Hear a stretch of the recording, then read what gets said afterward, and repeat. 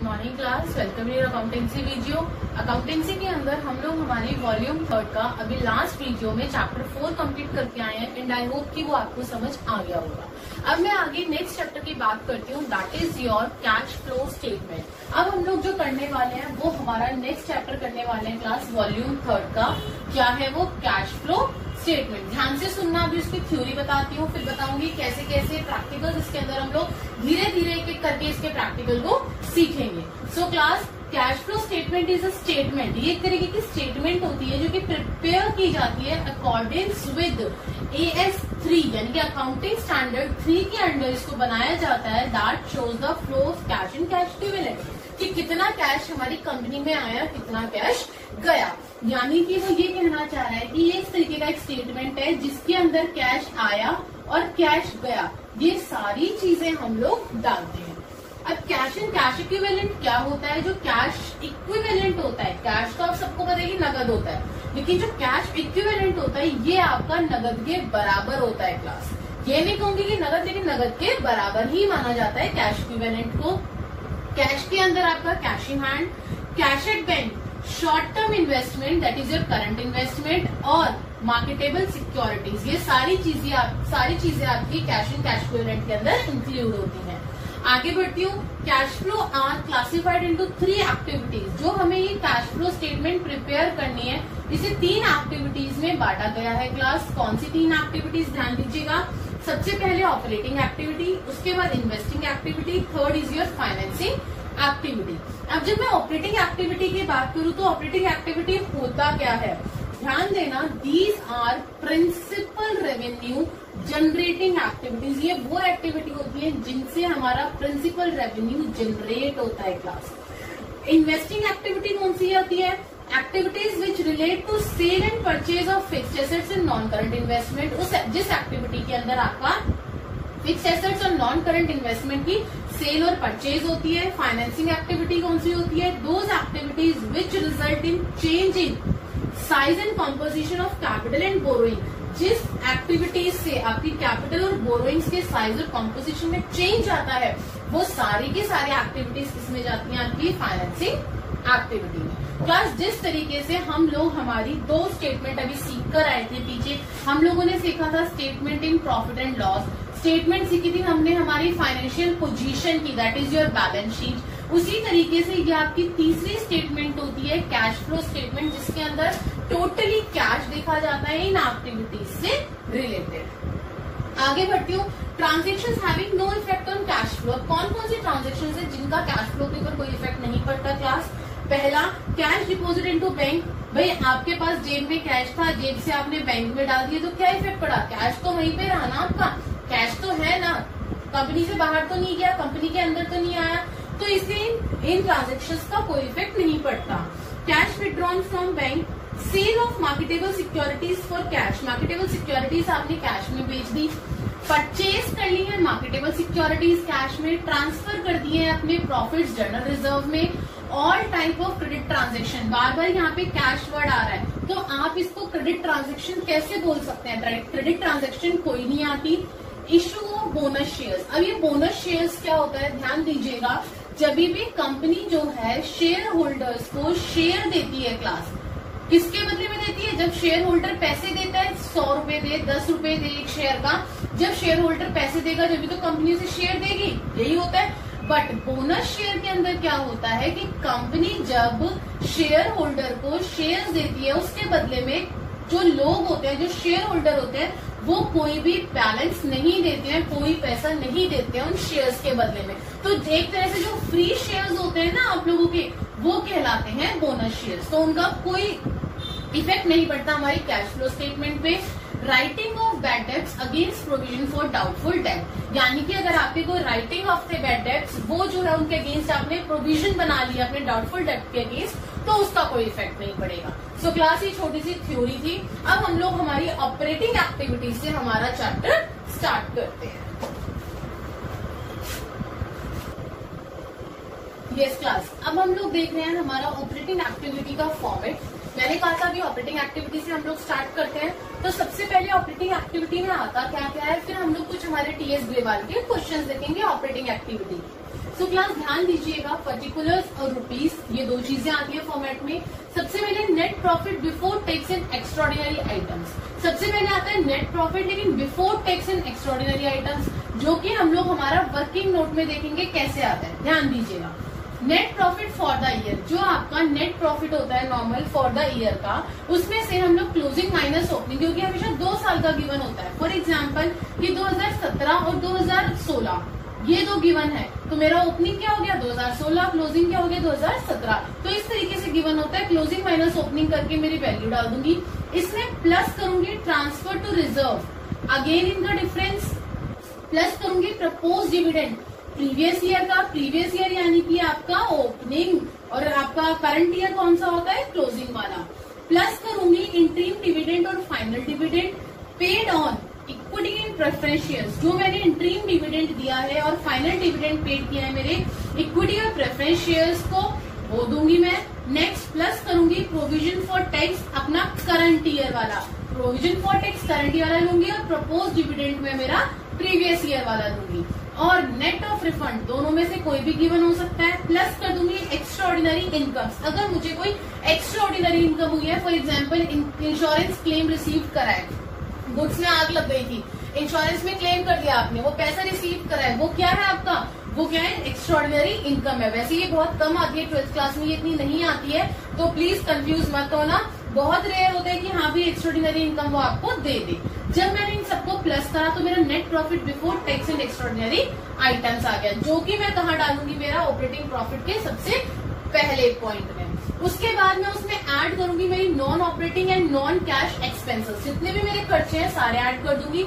Interest paid on debenture, interest paid on borrowing, share issue expense on right of, depreciation, intangible assets अगर right of हो गई, loss हो गया मुझे मेरे एसेट्स के ऊपर, मैंने सेल करी है एसेट्स को, मुझे लॉस हो गया।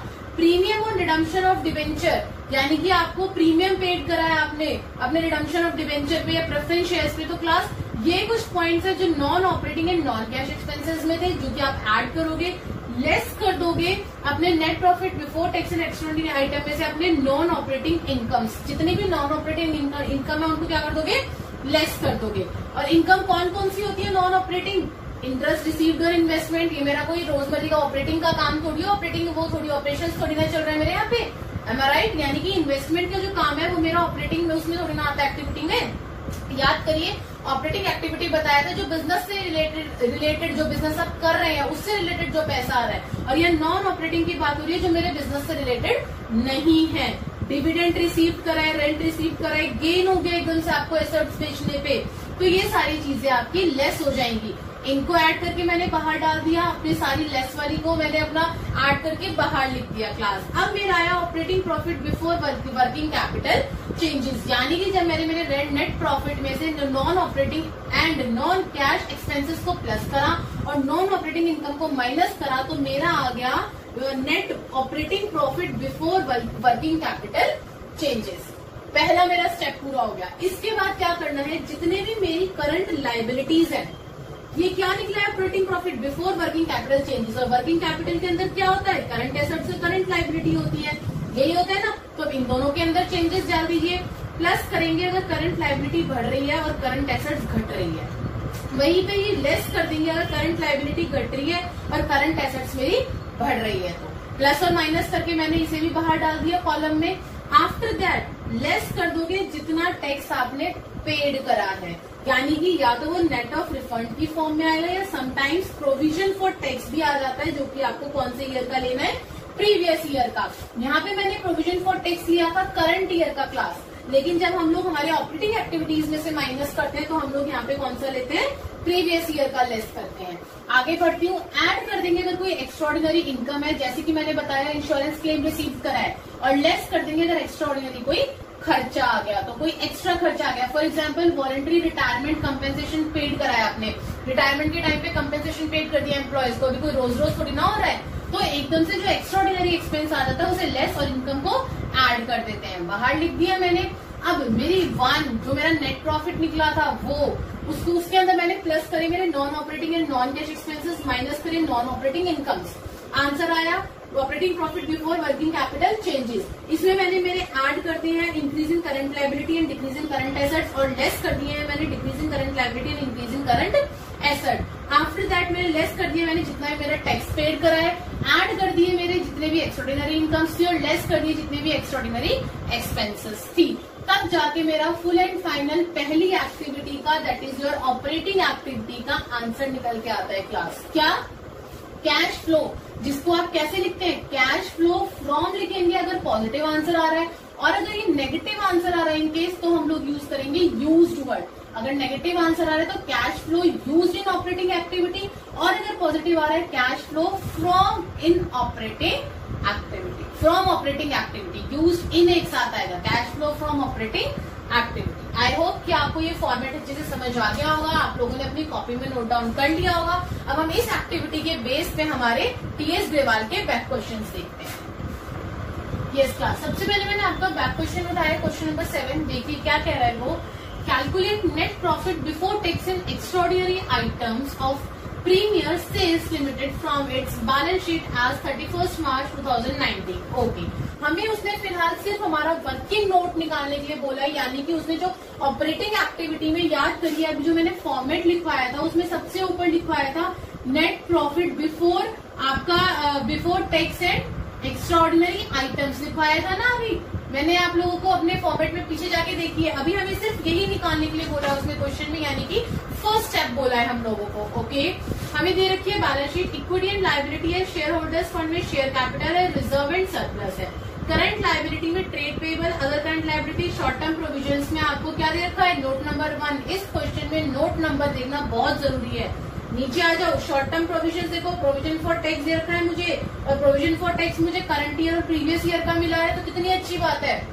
हम लोग हमारे करंट ईयर के क्या कहते हैं इसका प्रोविजन फॉर टैक्स के करंट ईयर को ऐड करते हैं ना हमारे नेट प्रॉफिट में, जब हम लोग हमारा net profit before tax and extraordinary item निकालते हैं, तो वही करना है, तो इसलिए ये हमारे लिए बहुत जरूरी है।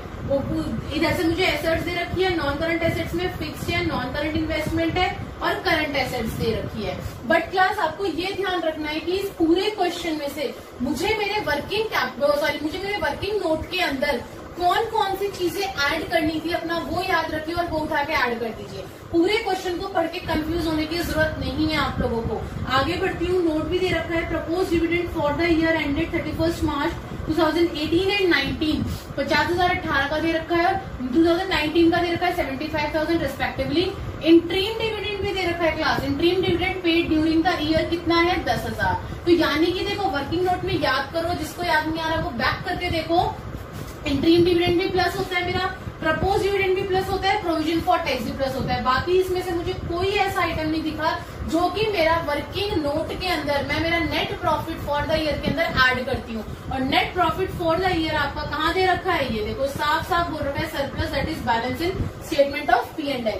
यानी कि मेरा नेट प्रॉफिट, सोल्यूशन पे आती हूँ class, net profit for the year मैंने बताया था क्लोजिंग माइनस ओपनिंग। क्लोजिंग कौन सी होती है क्लास हमारी? क्लोजिंग यानी कि जो हमारा रिसेंट वाला होता है 19, ये मेरा करंट ईयर कह लो या क्लोजिंग कह लो, और 18 जो स्टार्टिंग का था जो चला गया that is your previous year और ओपनिंग, कुछ भी बोल सकते हैं दोनों में से। तो मैं क्लोजिंग माइनस ओपनिंग करूंगी, यानी कि 2 लाख में से 1,45,000 माइनस कर दूंगी, मेरा प्रॉफिट आ गया 55,000। उसके बाद इसमें मैं ऐड करूंगी मेरा प्रोविजन फॉर टैक्स। कौन सा provision for tax? Current year का। करंट ईयर का कौन सा है? 50,000 है, तो ऐड कर दीजिए provision for tax current year का 50,000। आगे बढ़ती हूँ, प्रपोज डिविडेंड। प्रपोज डिविडेंड कौन से ईयर का आता है? 18 और 19 दे रखा है। 18 यानी कि आप लोगों का प्रीवियस ईयर और 19 यानी कि करंट ईयर, जबकि प्रपोज डिविडेंड मेरा प्रीवियस ईयर का ऐड होता है। तो प्रीवियस ईयर का कितना दे रखा है मुझे? 50,000। 50,000 ऐड कर दीजिए। वहीं पे ही मेरा इंट्रीम डिविडेंड प्लस होता है क्लास 10,000 से, तो प्लस कर दीजिए इंट्रीम डिविडेंड पेड 10,000। बाकी और कोई आइटम मेरा बैलेंस शीट से मेरे आंसर में यानी कि वर्किंग नोट में नहीं आता है। फिलहाल इस क्वेश्चन के लिए वर्किंग नोट नहीं है, क्योंकि इस क्वेश्चन में निकालने के लिए ही यही बोला है आपको। और वैसे क्वेश्चन अगर हम करते हैं नॉर्मल क्वेश्चन में, ये हमारा वर्किंग नोट कहलाता है। तो अपना इनको ऐड कर दीजिए, 55 plus 50 plus 10 plus 50,000, net profit before tax in extraordinary item, आपका आंसर आ गया 1,65,000। क्लियर है? आगे बढ़ती हूँ, आगे नेक्स्ट क्वेश्चन देखते हैं। यस क्लास, नेक्स्ट क्वेश्चन उठाया क्वेश्चन नंबर 5। अभी मैं आप लोगों को वही निकालना सिखा रही हूँ कि ऑपरेटिंग एक्टिविटी का जो वर्किंग नोट है वो किस तरीके से हम सॉल्व करते हैं। क्वेश्चन नंबर 5 तो क्वेश्चन नंबर 6 मैंने उसी के रिगार्डिंग उठाया ताकि उसके अंदर आप अच्छे से परफेक्शन आपकी आ जाए। तो ध्यान दीजिएगा क्वेश्चन नंबर 5 में following are the extract from the balance sheet of Maa Limited as at 31 March 2019। ठीक है, मुझे क्या क्या दे रखा है, सरप्लस दे रखा है, balance in statement of P&L 10 lakh, 5 lakh यानी कि पहले 5 लाख था 10 लाख हो गया। डिविडेंड पेएबल, पहले कुछ भी नहीं था, आपने 50,000 के डिविडेंड पे करे। एडिशनल इन्फॉर्मेशन दे रखी है, propose dividend for the year ended 31 March 2018 और 19 4 लाख और 5 लाख रिस्पेक्टिवली।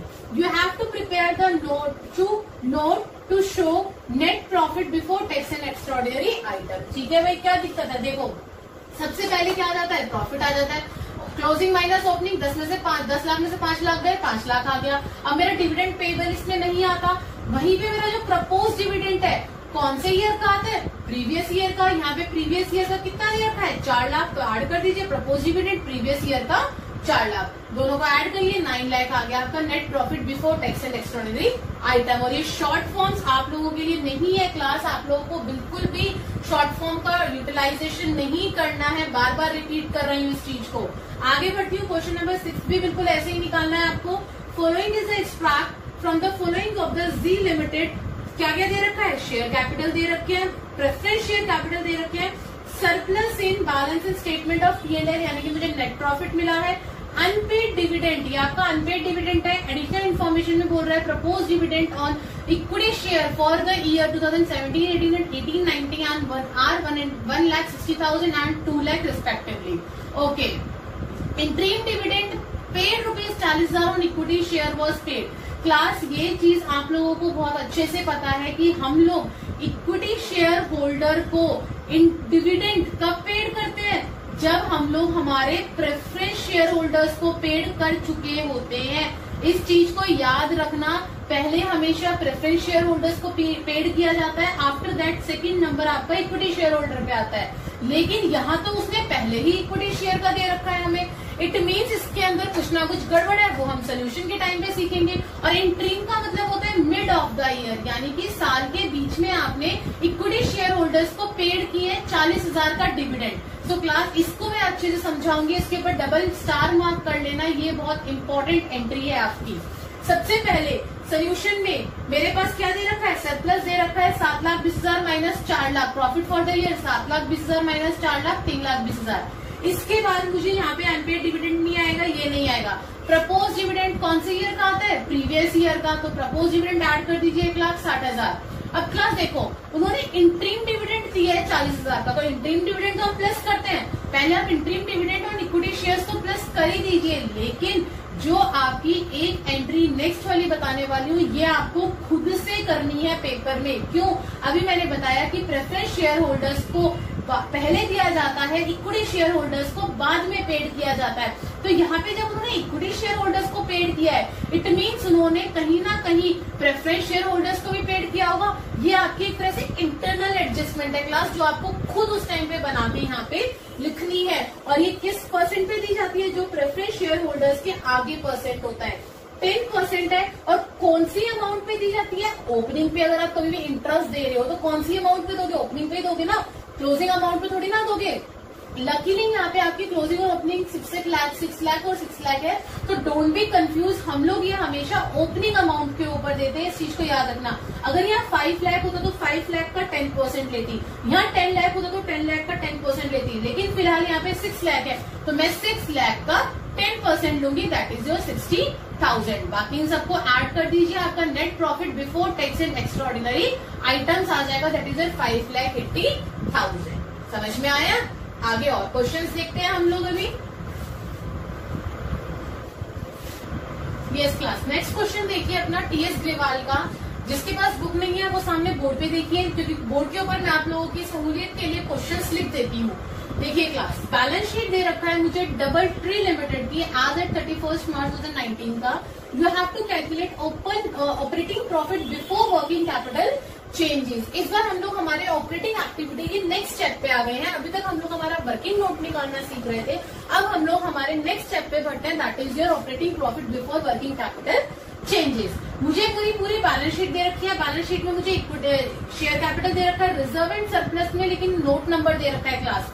नोट नंबर देखना बहुत जरूरी है। रिजर्व एंड सरप्लस में मुझे जर्नल रिजर्व दे रखा है और मेरा नेट प्रॉफिट दे रखा है। आगे बढ़ती हूँ, करंट लायबिलिटी में ट्रेड पेएबल है, आउटस्टैंडिंग एक्सपेंसेस है अदर करंट लायबिलिटी में, शॉर्ट टर्म प्रोविजन में प्रोविजन फॉर टैक्स दे रखा है। ये मेरे काम की चीज है, जो काम की चीज है क्लास अपना उसको ऑपरेटिंग के लिए बना रहे हैं ना, पहले ऊपर ही देख लो कि हमें कौन कौन सी चीजें काम की चाहिए। जब हम लोगों को ऑपरेटिंग प्रॉफिट निकालना है तो जो आपके काम का है उसको टिक करते चले जाओ अपना। आगे बढ़ती हूँ, नेक्स्ट बोल रखा है उसने आपका एसेट्स में non current assets, fixed assets दे रखे हैं, नॉन करंट इन्वेस्टमेंट दे रखी है। इधर से मुझे करंट एसेट्स दे रखे हैं, अभी कोई काम के लिए है। करंट एसेट्स और करंट लायबिलिटी इस स्टेप के बाद जब हम लोग करेंगे ना इंक्रीज एंड डिक्रीज, उसमें काम आएगा, बट अभी काम नहीं आएगा। नोट्स टू अकाउंट हमने पढ़ लिया। इधर से एडिशनल इन्फॉर्मेशन में हमें इन लोगों ने खर्चा दे रखा है, क्लास एक्सपेंसेस दे रखे हैं, डेप्रिसिएशन है 75,000 का, तो ये भी मेरे काम की चीज है। अब सबसे पहले आप लोग क्या करेंगे अपने सोल्यूशन के लिए, ध्यान दीजिएगा। सबसे पहले आप अपना फॉर्मेट बनाइए, पर्टिकुलर्स लिखिए और यहाँ पे लिख लीजिए अपने रुपीज। पर्टिकुलर्स और रुपीज लिखने के बाद सबसे पहले अपनी सारी हेडिंग्स डालिए क्लास। हेडिंग में क्या, net profit before tax and extraordinary items, और उसके आगे लिख दीजिए वर्किंग नोट, ताकि एग्जामिनर को पता हो कि इसका सोल्यूशन आपने वर्किंग नोट से निकाला है। उसके बाद ऐड करके लिख दीजिए non operating and non current expenses, less करके लिख दीजिए नॉन ऑपरेटिंग इनकम, और नीचे अपने आंसर में लिख दीजिए operating profit before working capital changes. लिख दिया। आगे बढ़ती हूँ। अब सबसे पहले वर्किंग नोट है, मेरे को सबसे पहले मेरी कौन सी अमाउंट चाहिए, नेट प्रॉफिट की अमाउंट चाहिए। अब वर्किंग नोट के लिए अपने आ जाइए क्वेश्चन के ऊपर। सबसे पहले क्या लिखते हैं, प्रॉफिट फॉर द ईयर। अभी 3 क्वेश्चन करके आए हम इसके।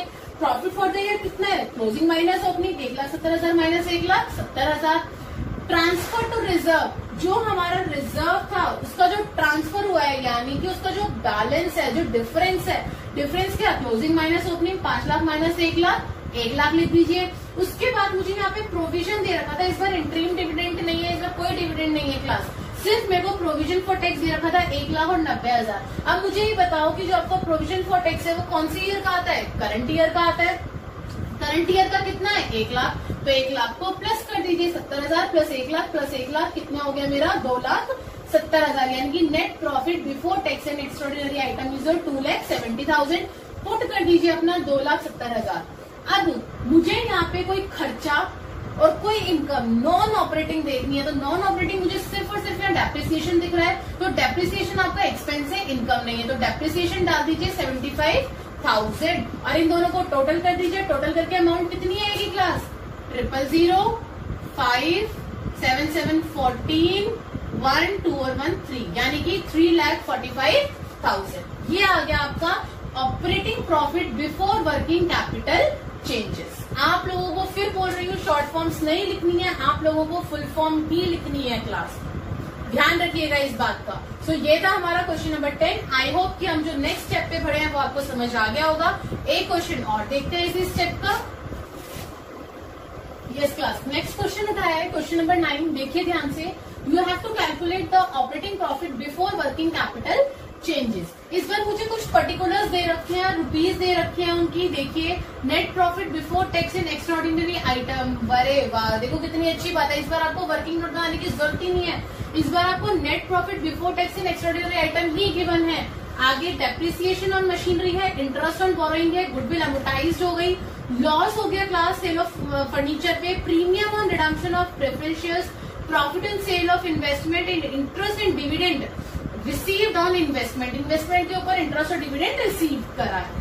आगे बढ़ती हूँ अब मेरे सोल्यूशन की तरफ। सबसे पहले हमारे पास net profit before tax and extraordinary item given है, तो डायरेक्ट उठा के डाल दीजिए 4,47,000। उसके बाद मेरा नेक्स्ट स्टेप होता है, मैं ऐड करती हूँ जितनी भी मेरी non operating and non cash expenses होते हैं और लेस करती हूँ नॉन ऑपरेटिंग इनकम। तो अब इसमें से मुझे छाटनी है कि मेरे एक्सपेंसेस कौन से और मेरी इनकम कौन सी है। पढ़ते जाती हूँ। डेप्रिसिएशन ऑन मशीनरी क्या है, एक्सपेंसेस है नॉन ऑपरेटिंग, उठा के डाल दीजिए, कितना है 84,000। Interest on borrowing, interest on borrowing क्या है, बोरोइंग्स पे इंटरेस्ट दिया है तो एक्सपेंसेस में आ जाएगा कितना, 16,800। गुडविल एमोर्टाइज्ड हो गई, नुकसान हो गया, खर्चा है, एक्सपेंसेस है कितना 18,600। लॉस हो गया सेल ऑफ फर्नीचर पे, जो फर्नीचर आया उसने बेचा है आपने, उसके ऊपर लॉस हो गया, एक्सपेंस में आ जाएगा। Loss on sale of furniture कितना 18,000। Premium on redemption of preference shares, premium का आपने पेड कर दिया रिडम्पशन ऑफ प्रेफरेंस शेयर्स पे, एक्सपेंसेस है कितना 6,000। प्रॉफिट हो गया, चलो भाई कुछ तो इनकम हुई सेल ऑफ इन्वेस्टमेंट पे, तो gain on sale of investment 12,000 less हो जाएगा, क्योंकि जो हमें गेन होता है, इनकम होती है, वो हमारी लेस होती है। इंटरेस्ट एंड डिविडेंड रिसीव्ड करा है इन्वेस्टमेंट के ऊपर, तो गेन है, इनकम है, आपकी कहाँ जाएगी, नॉन ऑपरेटिंग इनकम में आ जाएगी, दैट इज 27,600। 4,47,000 में अपने सारे नॉन ऑपरेटिंग और नॉन कैश एक्सपेंसेस को प्लस करिए और नॉन ऑपरेटिंग इनकम को माइनस करिए, आपका आंसर आ जाएगा operating profit before working capital changes. I hope कि यहाँ तक आप लोगों को क्वेश्चन करना आ गया होगा। अब मैं मेरे अगले पड़ाव की तरफ बढ़ रही हूँ, मतलब अगले स्टेप की तरफ बढ़ रही हूँ क्लास क्वेश्चन नंबर 11 के अंदर। अब उसने आपको फुल फ्लैश ऑपरेटिंग एक्टिविटी बनाने के लिए बोल दिया, cash flow from operating activity. Question क्या दे रखा है, surplus balance in statement of P&L है, ट्रेड रिसीवेबल दे रखे हैं, प्रोविजन फॉर डेप्रिसिएशन दे रखा है मुझे, इन्वेंट्रीज है, आउटस्टैंडिंग रेंट है, गुडविल है, प्रीपेड इंश्योरेंस है, ट्रेड पेबल है। ठीक है भाई, अब मुझे कुछ नहीं करना, सबसे पहले अपना फॉर्मेट रेडी करो। फॉर्मेट कैसे रेडी होता है, net profit before tax and external item डाल के छोड़ दीजिए, ऐड कर दीजिए non operating and non cash expenses, 2-3 line छोड़ दीजिए, लेस लिख दीजिए, नॉन ऑपरेटिंग इनकम 2-3 लाइन छोड़िए, उसके नीचे लिख दीजिए operating profit before working capital changes. उसके नीचे हम लोग क्या लिखते हैं, ऐड करते हैं हमारे जितने भी करंट लायबिलिटी बढ़ती है और करंट एसेट्स घटती है, और लेस कर देते हैं जितनी भी करंट लायबिलिटी घटती है और करंट एसेट्स हमारी बढ़ती है, और लास्ट में यहाँ पे लिखकर छोड़ दीजिए कैश फ्लो फ्रॉम और यूज को छोड़ दीजिए, वो हम बाद में देखेंगे। पॉजिटिव आंसर आएगा तो फ्रॉम, नेगेटिव आएगा तो यूज लिख देंगे।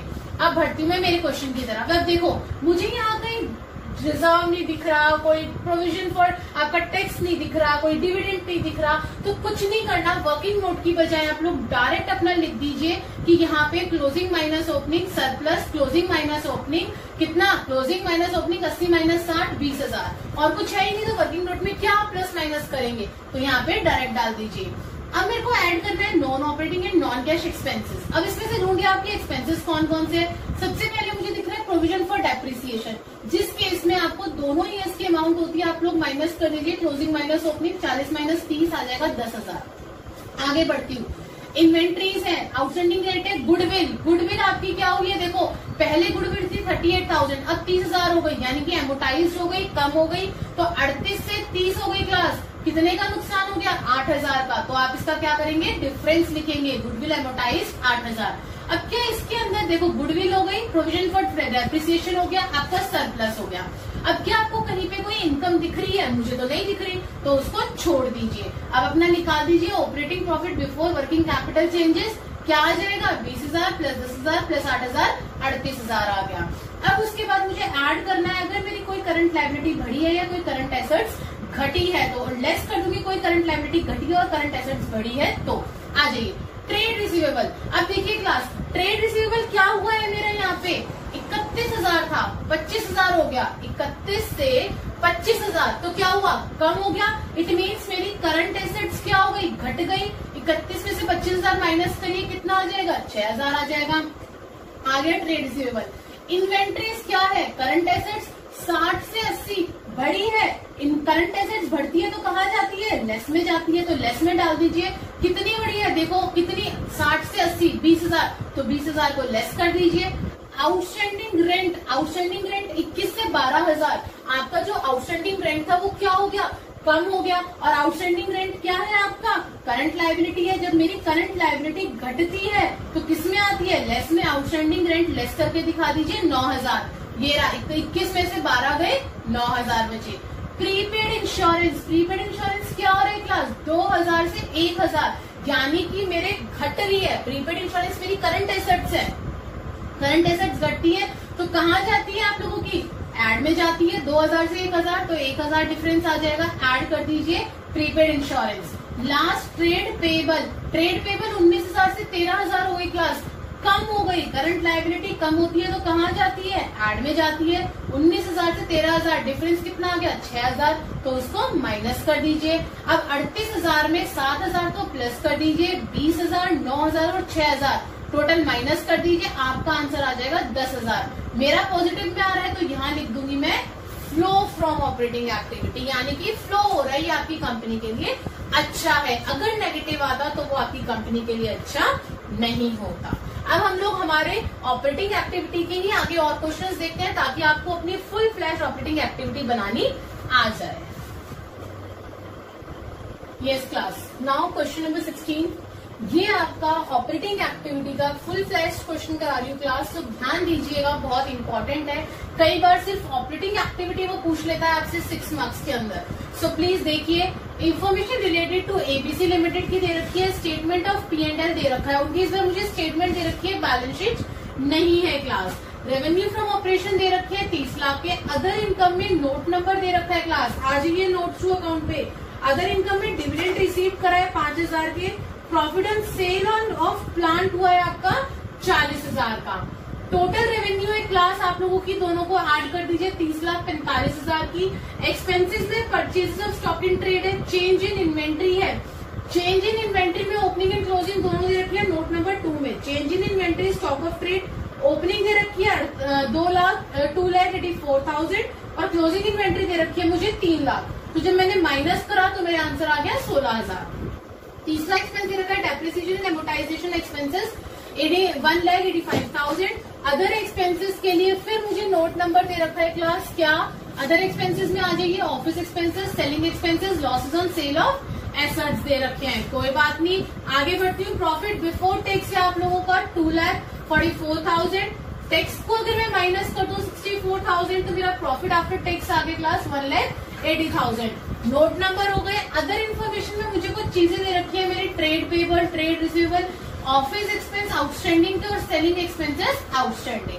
अब मुझे मेरी सारी इन्फॉर्मेशन पता चल गई। अब आपको वो क्वेश्चन में बोल रहा है class that you have to calculate the operating activity.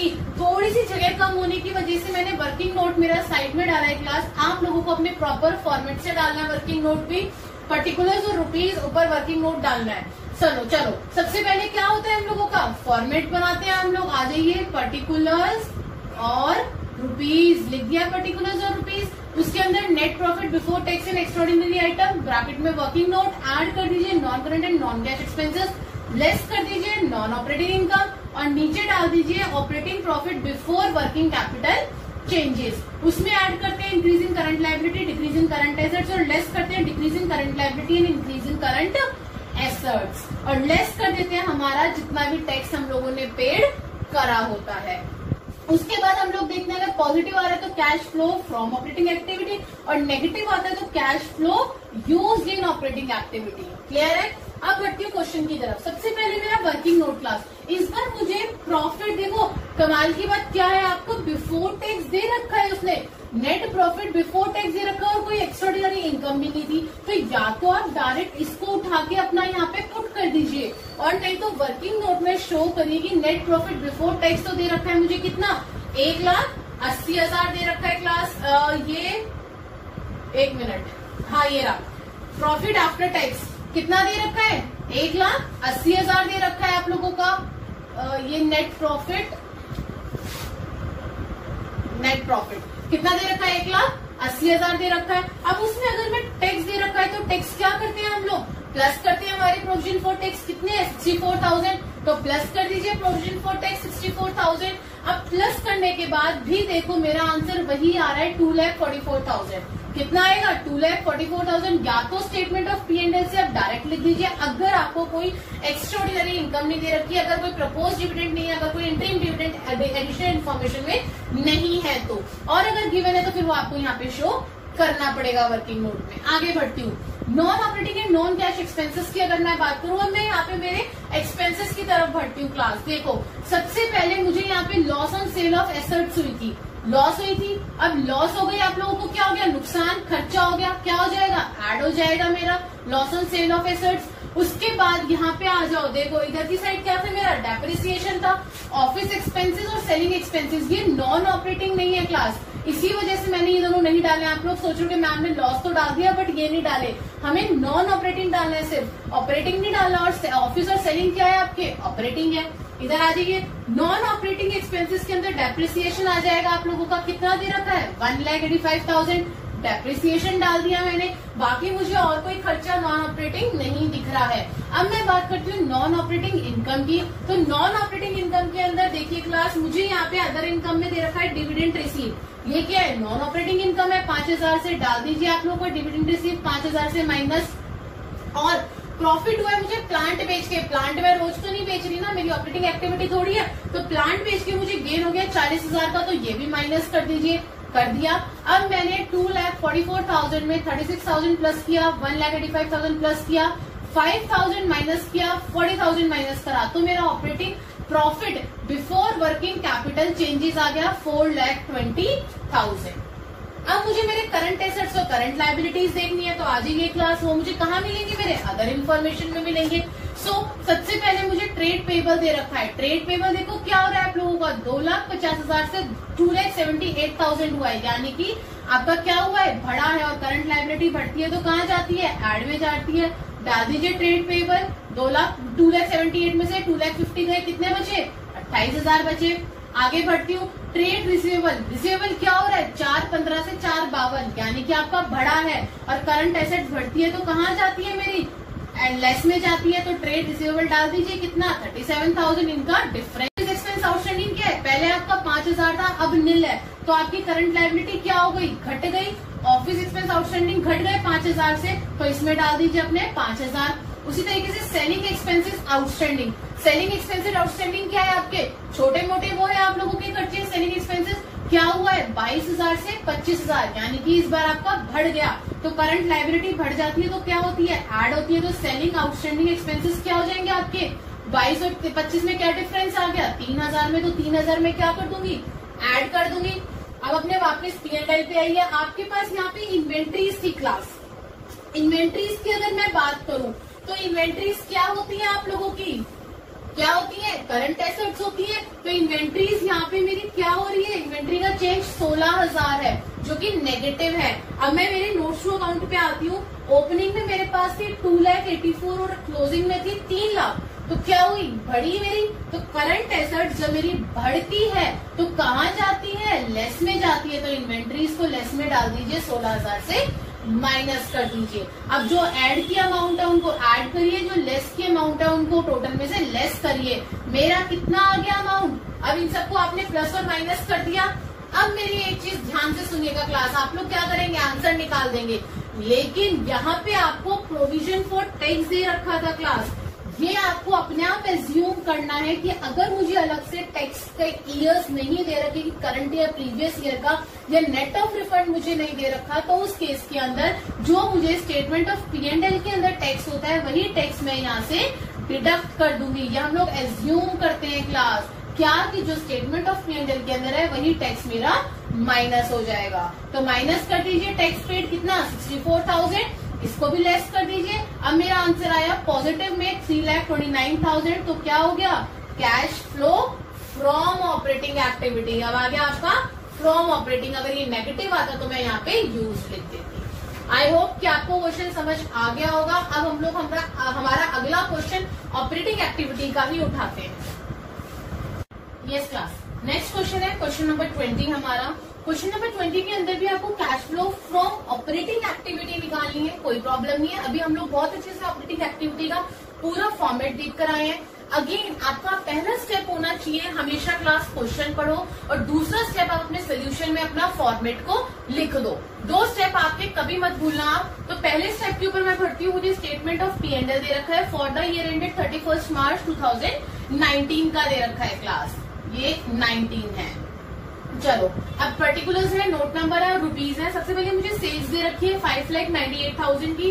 Other income में मुझे नोट नंबर दे रखा है क्लास, नोट नंबर पे बहुत खास ध्यान देना है।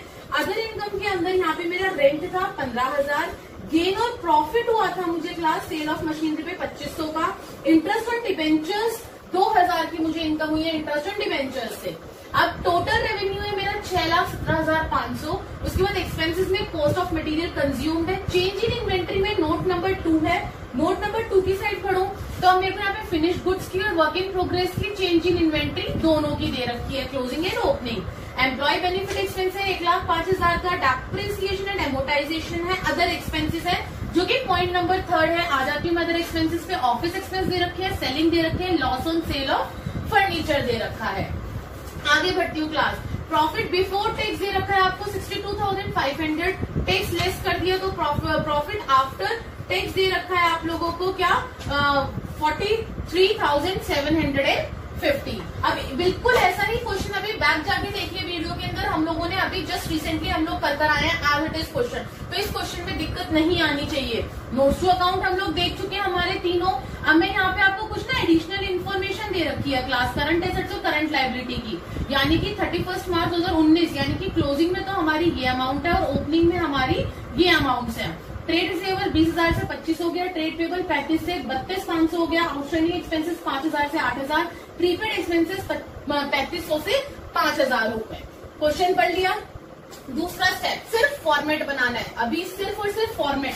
तो फॉर्मेट में क्या आएगा, net profit before tax working note छोड़ दो यहाँ रुपीज या पर्टिकुलर जाना मत भूलना।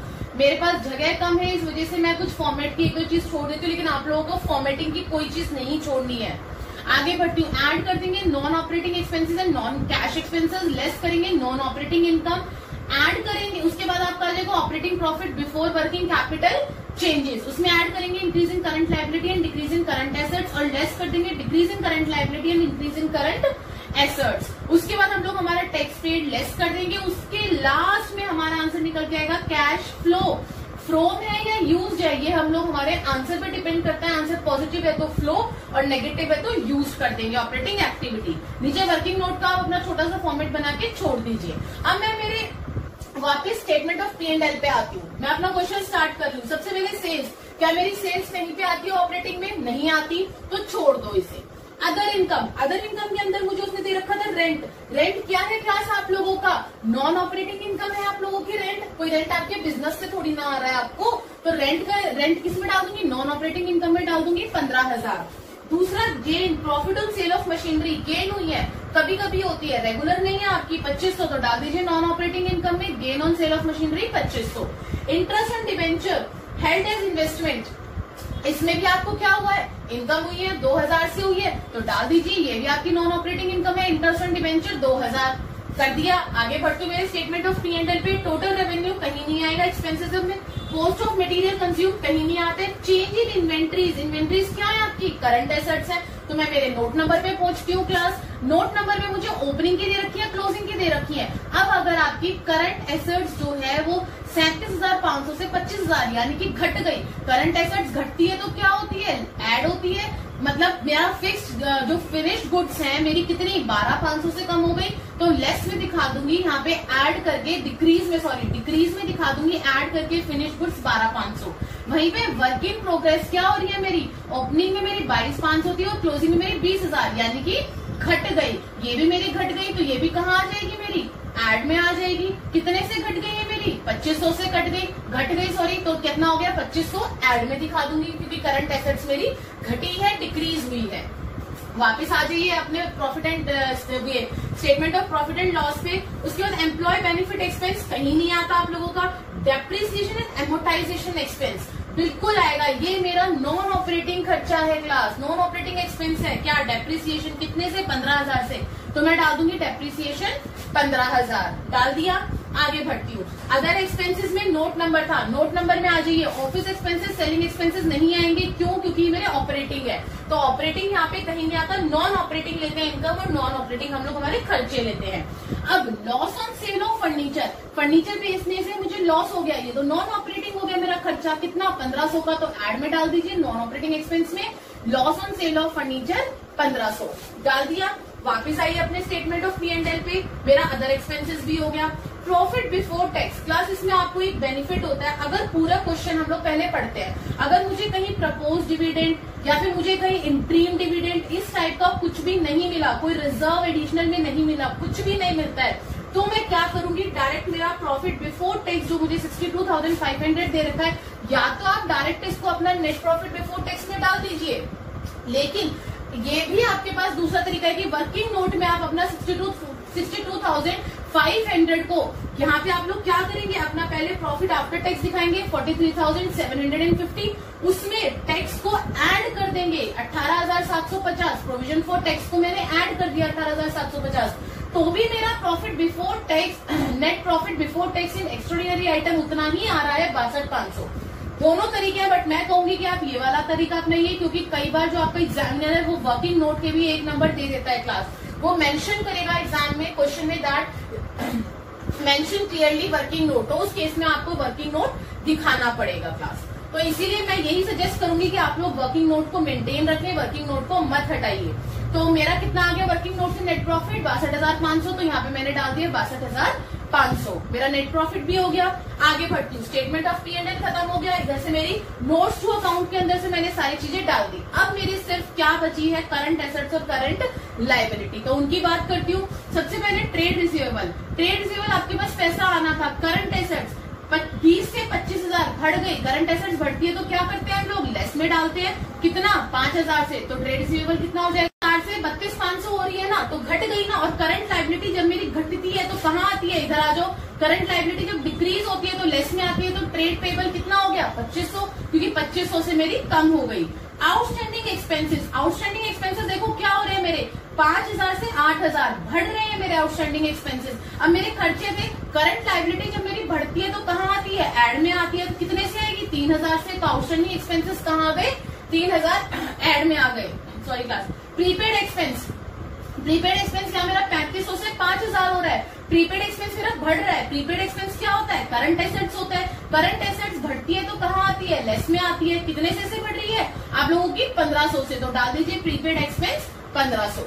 आपका पूरा क्वेश्चन खत्म। अब क्वेश्चन में कोई ऐसी चीज नहीं है जो मैंने छोड़ी हो या ये ना बताया हो कि ये नहीं आएगा, हमने एक एक पॉइंट उठा लिया। अब अपने सोल्यूशन के उसमें आ जाइए, टोटलिंग में सबसे पहले 62,500 में 15,000 डेप्रिसिएशन का प्लस करूंगी, 1,500 लॉस का प्लस करूंगी, माइनस करूंगी उसमें से 15,000 माइनस करूंगी 2,500 माइनस करूंगी 2,000, तो मेरा आ जाएगा operating profit before working capital changes 59,500। अब इसमें से जो मेरा ऐड है, यानी कि करंट लायबिलिटी इंक्रीज हुई है और करंट एसेट्स घटी है, 12,500 2,500 3,000, तीनों को क्या कर दूंगी, प्लस कर दूंगी। और उस अमाउंट में से मैं मेरे ट्रेड रिसीवेबल को ट्रेड पेबल और प्रीपेड एक्सपेंस 5,000 2,500 और 1,500 क्या कर दूंगी, माइनस कर दूंगी। अब इन तीनों को प्लस करा, इन तीनों को माइनस करा, तो मेरा जो आंसर आया उसमें, ये मैंने लास्ट क्वेश्चन में भी बहुत अच्छे से समझाया था कि अगर आपको क्वेश्चन में टैक्स अलग से गिवन नहीं है तो आपको एज्यूम करना है कि ये जो टैक्स आपको दे रखा है यही टैक्स आप लोग यहाँ पे अपना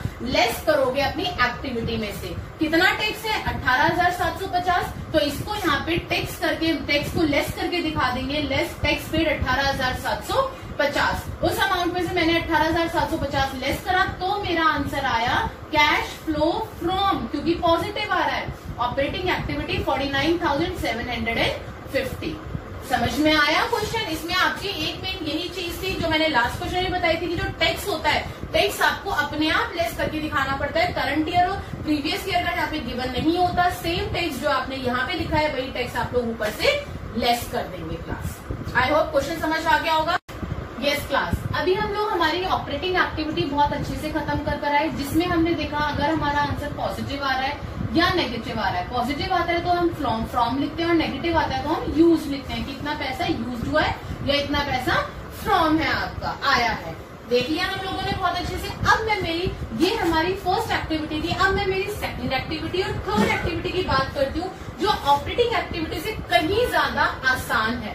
कैसे है देखते हैं क्लास। इन्वेस्टिंग एक्टिविटी के अंदर आपकी कुछ गिनी चुनी चीजें आती हैं और इसके अंदर कुछ ऐसा नहीं है कि हाँ भाई एक के बाद एक लिखना है, आपको पहले नेट प्रॉफिट लिखना है, फिर उसके बाद कंपलसरी है कि आप नॉन ऑपरेटिंग एक्सपेंसेस लिखेंगे, फिर नॉन ऑपरेटिंग इनकम लिखेंगे, फिर उसके बाद आप अपना क्या कहते हैं operating profit before working capital changes निकालेंगे, फिर आप इंक्रीज एंड डिक्रीज कर रहे हैं current assets and current liability. इसके अंदर ऐसा कुछ नहीं है क्लास। इसके अंदर कोई आपको इतने तरीके की स्टेप वाइज नहीं होता है, ऑपरेटिंग में होता है जो आपको करना पड़ता है और खाली ऑपरेटिंग कई बार 6 मार्क्स का आ जाता है। लेकिन जब मैं इन्वेस्टिंग की बात करूं तो इसके अंदर मैंने स्टार्टिंग में लिखवाया था तब भी बताया था कि इसके अंदर बेसिकली आपका परचेज एंड सेल आता है फिक्स्ड एसेट्स का और इन्वेस्टमेंट का। आइए class, sale of fixed asset सबसे पहले क्या हो जाएगा, प्लस हो जाएगा। Sale of non current investment plus हो जाएंगी क्लास। रेंट रिसीव कराए तो वो प्लस हो जाएगा, डिविडेंड रिसीव कराए वो प्लस हो जाएगा, इंटरेस्ट रिसीव कराए वो प्लस हो जाएगा, और लास्ट अगर कोई रिकवरी करी है आपने लोन और एडवांसेस की तो वो प्लस हो जाएगी। वहीं पे ही माइनस क्या होगा, अगर परचेज किया है कुछ पैसा चला गया आपके पास से तो वो माइनस हो जाएगा। परचेज आपने नॉन करंट इन्वेस्टमेंट करी है वो माइनस हो जाएगी। परचेज कोई इनटेंजिबल एसेट्स को आपने खरीद लिया वो माइनस हो जाएगा। लोन्स एंड एडवांसेस अगर आपने ग्रांटेड करे तो वो माइनस हो जाएगा। इसमें आपकी लिमिटेड चीजें होती है क्लास जो आती है 12th क्लास के हिसाब से, इसके अलावा बाहर से नहीं आएगा आपके। तो फिर हम लोग इसका टोटल कैलकुलेशन करेंगे, प्लस करने वाली चीजों को प्लस करेंगे, माइनस करने वाली की माइनस करेंगे, और लास्ट में आंसर आ जाएगा कैश फ्लो। पॉजिटिव आंसर आ रहा है तो फ्रॉम, नेगेटिव आंसर अगर मेरा आता है, इन केस नेगेटिव आता है तो used in investing activity. Clear है? आगे बढ़ती हूँ थर्ड एक्टिविटी की तरफ, फाइनेंसिंग एक्टिविटी। सारा शेयर्स, कैपिटल्स और बोरोइंग से रिलेटेड सारी चीजें आपकी फाइनेंसिंग में आ जाती है। ये हमने स्टार्टिंग में जब थोड़ी सी थ्योरी देखी थी, इसके मेन स्टार्टिंग का फॉर्मेट समझा था तब मैंने आपको बताया था। अब इसका एक्चुअल फॉर्मेट की तरफ हम लोग बढ़ते हैं क्लास। प्लस क्या होता है, इनफ्लो क्या है और आउटफ्लो क्या है वो देखते हैं हम लोग। Proceeds from issue of share, अगर इशू करें शेयर्स इंक्लूडिंग प्रीमियम प्लस है। Proceeds for issue of debenture, debenture issue करे हैं इंक्लूडिंग प्रीमियम और एक्सक्लूडिंग डिस्काउंट तो वो आपका प्लस हो जाएगा। Short term and long term loans और बोरोइंग रेज करें तो वो प्लस हो जाएगा। रिडम्पशन ऑफ शेयर या डिवेंचर, रिडीम कर दिया आपने शेयर और डिवेंचर माइनस हो जाएगा क्लास आप लोगों का। रीपेमेंट कर दिया आपने शॉर्ट टर्म या लॉन्ग टर्म बोरोइंग्स की वो माइनस हो जाएंगी। इंटरिम डिविडेंड या फाइनल डिविडेंड अगर पेड कराए क्लास तो माइनस हो जाएगा। हाँ जी, ये आपका पहले भी आ चुका है लेकिन ये आपका इसमें भी आएगा, ये दो जगह आता है आपका कैश फ्लो के अंदर। प्रपोज डिविडेंड बिल्कुल सही, वह क्या हो जाएगा, माइनस हो जाएगा। माइनस होगा इंटरेस्ट ऑन डिवेंचर या बोरोइंग अगर पेड किया है तो वो माइनस हो जाएगा।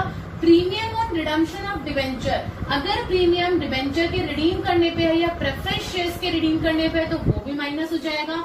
Underwriting commission, share issue expense paid करे हैं अगर आपने तो वो माइनस हो जाएंगे। क्लास फाइनेंसिंग के अंदर सिर्फ 3 चीजें मेरी प्लस होती हैं और 12th क्लास के अंदर आपको यही 3 चीजें याद रखनी है।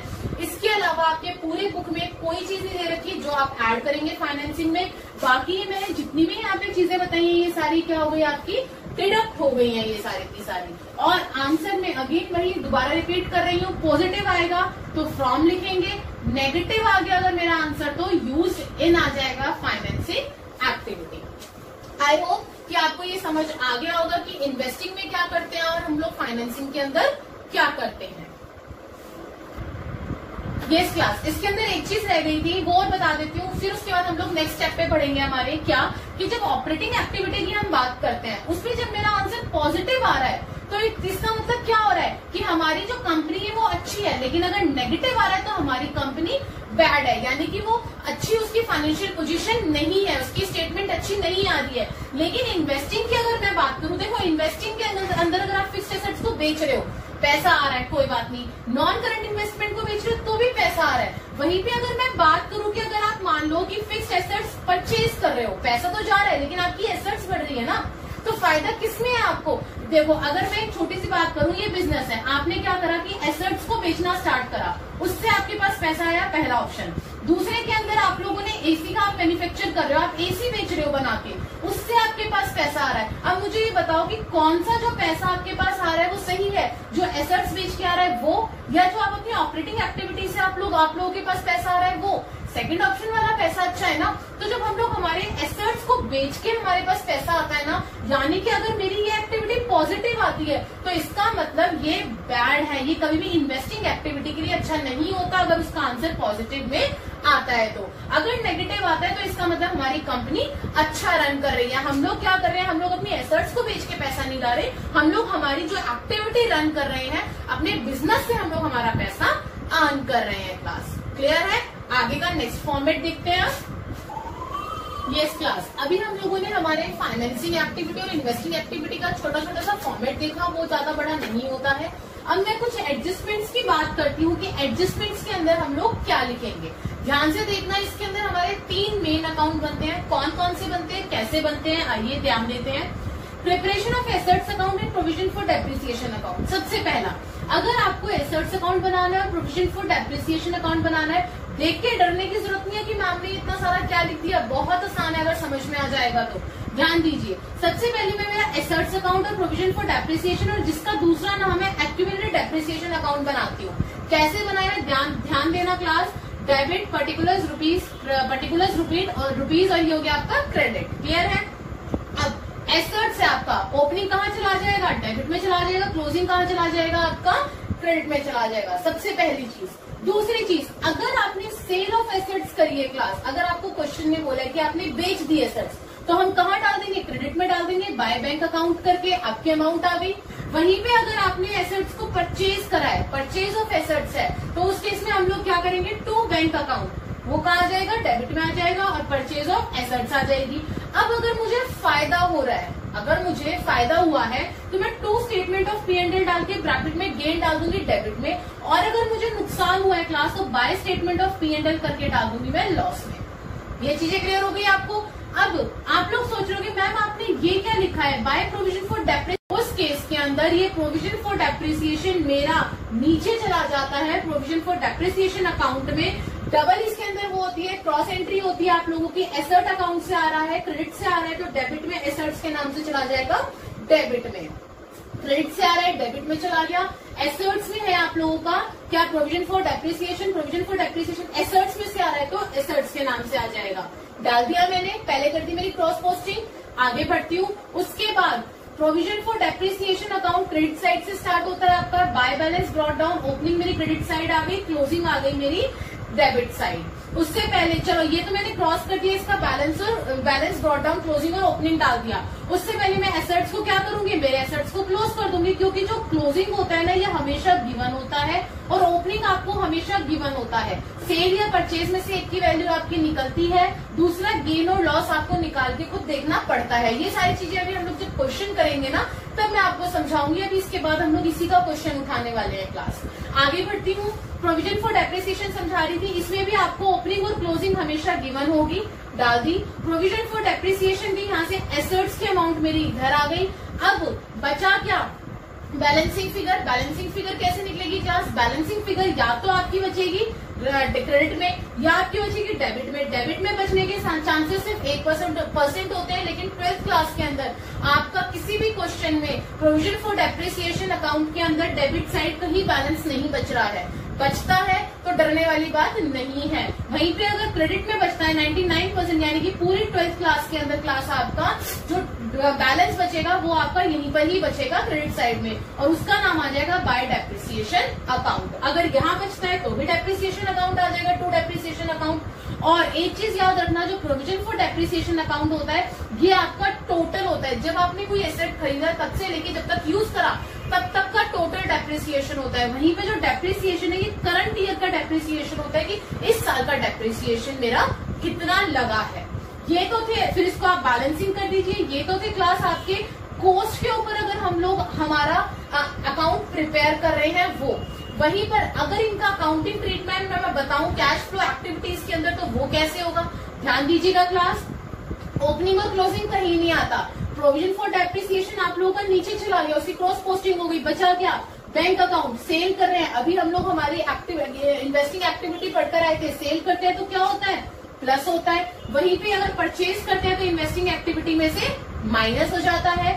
लॉस और प्रॉफिट और लॉस हम लोगों ने कहाँ देखा था, ऑपरेटिंग एक्टिविटी में, जिसके हम इतने सारे क्वेश्चंस करके आए हैं। अगर मुझे लॉस हो रहा है तो मैं प्लस कर दूंगी ऑपरेटिंग एक्टिविटी में से, अगर मुझे गेन हो रहा है तो ऑपरेटिंग एक्टिविटी में से माइनस कर दूंगी। चार चीज का ट्रीटमेंट हो गया। वैसे ही आपका प्रोविजन फॉर डेप्रिसिएशन के अंदर अगर मेरा डेप्रिसिएशन क्रेडिट साइड बचता है क्लास, तो ऑपरेटिंग एक्टिविटी में हम लोग एक्सपेंसेस में प्लस करके आ रहे थे ना, कितने सारे क्वेश्चंस अभी हम लोगों ने करे थे। वहीं पे भी क्रेडिट बचता है तो इसको अपोजिट कर दो, माइनस कर दो ऑपरेटिंग एक्टिविटी में से डेप्रिसिएशन आप लोगों का। क्लियर है? तो ये मैंने कुछ ट्रीटमेंट बताया है आपको। पहला प्रिपरेशन बताइए, पहली एडजस्टमें बताइए एसेट्स अकाउंट की और प्रोविजन फॉर डेप्रिसिएशन की। अब आप सोच रहे हो मैम ये कोस्ट क्या है, कोस्ट की वैल्यू पे क्या है, ध्यान देना। यहाँ पे मैंने एक इक्वेशन लिखी है यही चीज समझाने के लिए। अगर मेरी मशीनरी की जो कोस्ट है, जितने की मैंने खरीदी, 1 लाख की खरीदी, उसके ऊपर मैंने डेप्रिसिएशन 40,000 लगा दिया, तो मेरी बुक वैल्यू क्या हुई क्लास, 60,000 हो गई मेरी बुक वैल्यू। तो जो मैंने ये अकाउंट बनाया है ना, ये कॉस्ट के ऊपर बनाया है, मेरा एसेट अकाउंट और डेप्रिसिएशन का अलग से बना है। अब जो मैं सेकंड स्टार्ट करने वाली हूँ वो करूंगी मैं मेरी बुक वैल्यू के ऊपर, यानी कि पहला जिसके अंदर हम लोग दोनों अलग अलग हमारा अकाउंट प्रिपेयर कर रहे हैं, लेकिन सेकंड वाले में हम लोग हमारा प्रोविजन का अलग से अकाउंट प्रिपेयर नहीं करते। अगर हम लोगों को आपको अगर ये बुक वैल्यू गिवन होती है तो आपके एसेट्स की। आइए class, When provision for depreciation account is not given, इस बार आपको गिवन नहीं है और मेंटेन्ड इन बैलेंस शीट। अब आपको बैलेंस शीट के अंदर प्रोविजन फॉर डेप्रिसिएशन गिवन नहीं था, ठीक है भाई। ओपनिंग और क्लोजिंग तो एज इट इज आ जाएगा। सेल कर दी बैंक अकाउंट, यहाँ पे भी आपका क्रेडिट में था, यहाँ पे भी क्रेडिट में है। परचेज करिए, यहाँ पे भी डेबिट में था, यहाँ पे भी डेबिट में आ जाएगा टू बैंक अकाउंट के नाम से।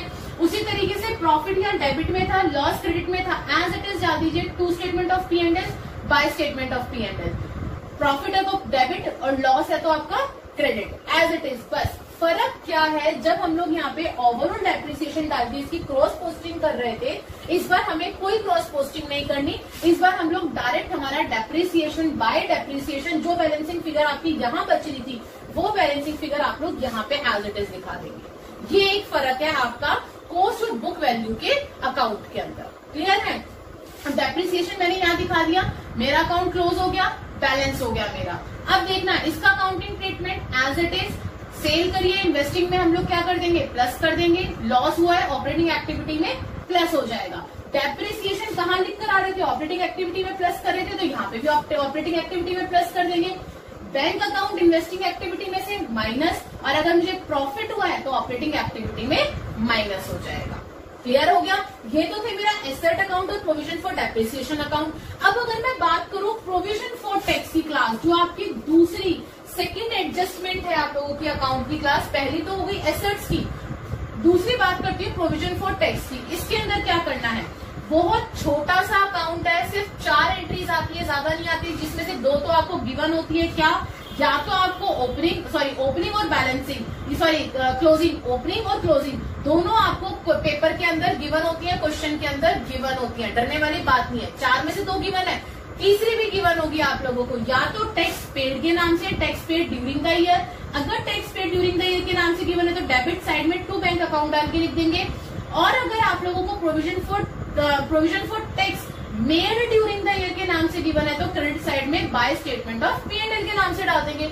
अगर आपको पेड गिवन है तो मेड निकल जाएगा, मेड गिवन है तो पेड निकल जाएगा बैलेंसिंग फिगर से। है ही नहीं कोई डरने की बात। अब इसका अकाउंटिंग ट्रीटमेंट, जो आप पेड कर रहे हैं क्लास, वो क्या कर रहे थे, ऑपरेटिंग एक्टिविटी में क्या कर रहे थे, माइनस कर रहे थे। याद करिए लास्ट में जब हम लोग टैक्स पेड लिखते हैं, लेस टैक्स पेड, वहीं पे ही जो मेरा मेड था, जो हम लोग सोचते हैं, एज्यूम करते हैं कि हमें गवर्नमेंट को कितना देना है, हम लोग सोच रहे हैं कि हाँ भाई हमारा इतना टैक्स बन सकता है गवर्नमेंट को देने वाला, वो होता है मेड, जो कि हम वर्किंग नोट में प्लस करते हैं। और जो हम एक्चुअल में पेड करते हैं, गवर्नमेंट को देते हैं, वो हम लोग ऑपरेटिंग एक्टिविटी में लास्ट में जाके उतना हम लोग डिडक्ट कर देते हैं। समझ में आया? अब अभी तक जो हम लोगों ने ऑपरेटिंग में क्वेश्चंस करे, आप लोग सोच रहे हो कि मैम वो तो हमने बिना अकाउंट के करे हैं। यस क्लास, वो इसलिए करें क्योंकि जो करंट ईयर का होता है वो हम एज्यूम कर लेते हैं, यहाँ लिखा भी है, प्रोविजन यही बना रहे होंगे, हम लोग ये एज्यूम करते हैं, हम लोग ये एज्यूम करते हैं कि करंट ईयर का ही हम लोग मेड ले रहे होंगे, और जो हम लोगों का ओपनिंग होता है उसे हम लोग एज्यूम करते हैं, जो पेड करेंगे वो हम लोग प्रीवियस ईयर का ही एज्यूम कर लेते हैं क्लास। इस वजह से आज तक हम लोग प्रीवियस ईयर को ऑपरेटिंग एक्टिविटी में से माइनस और आपका वर्किंग नोट को करंट ईयर में से, करंट ईयर वाला वर्किंग नोट में प्लस करते आए थे। ये रीजन था अभी तक जो हम लोग हमारा प्रोविजन फॉर टैक्स का अकाउंट नहीं बना रहे थे। आई होप कि ये तीनों आपको, वैसे तो ये 4 अकाउंट है, एडजस्टिंग के 2 है, पहला एसेट और प्रोविजन, दूसरा प्रोविजन फॉर टैक्स क्लास, और वैसे आपका एसेट्स के 2 है और एक प्रोविजन फॉर टैक्स का है।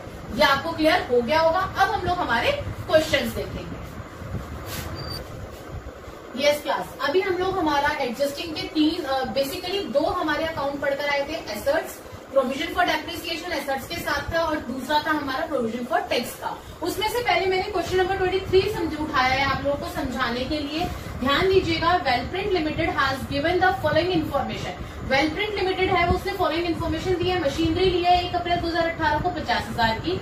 मशीनरी जो 31/3/19 को, यानी कि साल के एंड में कितने की थी, 60,000 की। एक्यूमुलेटेड डेप्रिसिएशन लगाए क्लास 1/4/18 को 25,000 का। एक्यूमुलेटेड डेप्रिसिएशन 31/3/19 को दे रखा है आपका 15,000 का। आगे बोल रहे हैं during the year a machine costing 25,000 की मशीनरी जिसके ऊपर एक्यूमुलेटेड डेप्रिसिएशन लगा 15,000। ध्यान देना, कॉस्ट कितनी थी 25,000, एक्यूमुलेटेड डेप्रिसिएशन कितना लग गया 15,000, तो मेरी बुक वैल्यू कितनी रहेगी मशीनरी की 10,000 रह गई। वॉज सोल्ड फॉर रुपीज 13,000, 10,000 की चीज कितने में बेच दी 13,000 में बेच दी, 13,000 में सेल कर दी, और तो मेरे को प्रॉफिट कितने का हो गया 3,000 का मेरे को प्रॉफिट हो गया क्लास, गेन हो गया। ठीक है, लेकिन मुझे यहाँ में गेन दे नहीं रखा है क्लास, याद रखना इस चीज को, गेन और लॉस वो आपको देगा नहीं, आपको खुद निकालना है और खुद अपने अकाउंट के अंदर डालना है। Calculate cash flow from investing activity on the basis of our information. ठीक है नहीं, पहले हम लोग हमारे वर्किंग नोट करेंगे, मशीनरी अकाउंट बन जाएगा, एक्यूमुलेटेड डेप्रिसिएशन और प्रोविजन फॉर डेप्रिसिएशन अकाउंट बन जाएगा। अब इसके अंदर मेरे को मेरी ओपनिंग और क्लोजिंग वैल्यू गिवन थी, 50,000 ओपनिंग थी, 60,000 क्लोजिंग थी। सबसे पहले balance brought down, balance carry down डालो, 50,000 और 60,000। उसी तरीके से एक्यूमुलेटेड डेप्रिसिएशन का ओपनिंग और क्लोजिंग डाल दो, बैलेंस ब्रॉट डाउन हो गया 25,000, कैरी डाउन आ गया आपका 15,000 हो गया। आगे बढ़ती हूँ, अब उसने बोला है 25,000 की मशीनरी आपने बेची है 13,000 में, मशीनरी सेल कर दी है, परचेज नहीं करी है, तो बाय बैंक अकाउंट सेल करके क्या आ जाएगा 13,000। अब मुझे प्रॉफिट हुआ था लॉस हुआ था, प्रॉफिट हुआ था, प्रॉफिट कहाँ आता है डेबिट में, to statement of P&L, gain कितना आ गया आपको 3,000 का आ गया। वहीं पे उसने मुझे एक्यूमुलेटेड डेप्रिसिएशन 15,000 दे रखा था क्लास, और याद करिए बाय प्रोविजन फॉर डेप्रिसिएशन के नाम से हम लोग हमारा क्या डालते हैं, एक्यूमुलेटेड डेप्रिसिएशन डालते हैं, कितना 15,000। दोनों साइड को बैलेंस करिए, मेरी क्रेडिट साइड बड़ी आ गई 88,000। बैलेंस मेरा जो बचा, ध्यान देना, जो मेरा बैलेंस बचा वो मेरा परचेजेस आएगा, इन केस मेरा बैलेंस क्रेडिट साइड बचता क्लास, क्योंकि डेप्रिसिएशन की वैल्यू मुझे गिवन है। तो दूसरी चीज क्या बची, आपका क्या आ जाता है यहाँ पे, सेल आ जाता आप लोगों का, क्योंकि प्रॉफिट या लॉस गिवन होगा आप लोगों के पास, तो आपका बैलेंसिंग अगर मेरा क्रेडिट साइड बचता तो मैं सेल डाल देती बाय बैंक करके। लेकिन इस बार मुझे मेरा क्या दे रखा है, ये दे रखा है ना, क्या कहते हैं सेल दे रखा है, तो डेबिट साइड मेरा बैलेंसिंग फिगर बच रही है, तो डेबिट साइड में क्या डाल दूंगी, टू बैंक अकाउंट बैलेंस बच जाएगा मेरा परचेजेस के नाम से।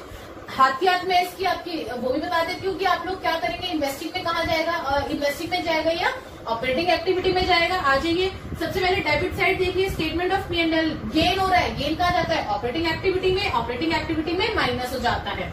वहीं पे ही बैंक अकाउंट परचेजेस कहाँ जाते हैं, अभी इन्वेस्टिंग में जाएंगे, जो हम देख कर आए थे, तो इन्वेस्टिंग में क्या हो जाएंगे माइनस। उसी तरीके से बैंक अकाउंट सेल करिए, इन्वेस्टिंग में फिक्स्ड एसेट्स को सेल करते हैं, तो इन्वेस्टिंग एक्टिविटी के अंदर प्लस हो जाता है हमारा। अब ये जो provision for doubtful provision for आपका डेप्रिसिएशन है क्लास, ये कहाँ चला जाएगा मेरा, प्रोविजन फॉर डेप्रिसिएशन यानी कि एक्यूमुलेटेड डेप्रिसिएशन के अकाउंट में चला जाएगा। यहाँ पे आप लोग ये मत सोचिए कि हमने प्रोविजन फॉर डेप्रिसिएशन लिखा है, यहाँ पे आप बाय करके एक्यूमुलेटेड डेप्रिसिएशन अकाउंट भी डाल सकते हैं क्लास, डोंट बी कंफ्यूज। इसको मैंने ऊपर पहुंचा दिया मशीनरी अकाउंट के नाम से 15,000। अब देखो 3 वैल्यूज आ गई है, मैंने पहले भी कहा था कि प्रोविजन फॉर डेप्रिसिएशन में सिर्फ 4 वो आती है, एक्यूमुलेटेड डेप्रिसिएशन में सिर्फ 4 वैल्यूज आती हैं आप लोगों की, तो उसमें से 3 तो है, बैलेंसिंग निकाल दीजिए बाय डेप्रिसिएशन के उससे नाम से 15,000 30,000 बैलेंसिंग करी, 30 में से 25 गए, कितने बचे मेरे 5,000। और डेप्रिसिएशन कहाँ जाता है, ऑपरेटिंग एक्टिविटी में प्लस होता है।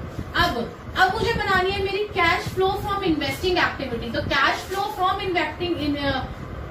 फ्रॉम इन्वेस्टिंग एक्टिविटी जब मैं बनाऊंगी, सबसे पहले अब देखो यहाँ पे इन्वेस्टिंग का एक तो सेल है, सेल करिए मैंने, तो डाल दीजिए सेल ऑफ मशीनरी 13,000 से, ऑपरेटिंग वाला नहीं बनाना, इन्वेस्टिंग वाला परचेज 35,000 से, तो माइनस कर दीजिए परचेजेस 35,000। इसमें डेप्रिसिएशन था, डेप्रिसिएशन आपका कहाँ जाता है, ऑपरेटिंग एक्टिविटी में जाता है, तो 13,000 और 35,000 नेगेटिव का, तो मेरा आंसर नेगेटिव में आया 22,000।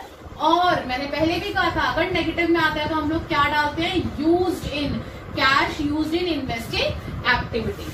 सो क्लास, आज की वीडियो में मैंने बहुत कुछ सिखा दिया। आई थिंक सो ये कहीं आप लोगों के लिए ज्यादा ना हो, बट फिर भी अगर है कुछ समझ ना आए तो प्लीज मुझे कमेंट बॉक्स में जरूर लिखिएगा। आज की वीडियो के अंदर हम लोगों ने हमारा तीनों बेसिक समझे हैं, तीनों एक्टिविटीज के, जिसमें से ऑपरेटिंग एक्टिविटीज के हमने कुछ क्वेश्चंस भी उठाए हैं टीएस ग्रेवाल के। और रही बात इन्वेस्टिंग का, तो इन्वेस्टिंग का मैं सिर्फ एक ही क्वेश्चन उठा रही हूँ जो कि आपको समझ में आ जाएगा बेसिक, इसीलिए अब हम बाकी के जो क्वेश्चन है इन्वेस्टिंग और फाइनेंसिंग के, वो हम लोग हमारे नेक्स्ट वीडियो के अंदर उठाएंगे, टीएस ग्रेवाल के ही back question. So class, please like share and subscribe the channel ताकि अब जो आगे हम लोग इंपॉर्टेंट क्वेश्चंस करने वाले हैं, बेसिक तो यहाँ तक खत्म हो गया, अब जो हम इंपॉर्टेंट क्वेश्चंस उठाने वाले हैं एक्टिविटीज के, वो आप तक इजीली पहुंच सके। Thank you.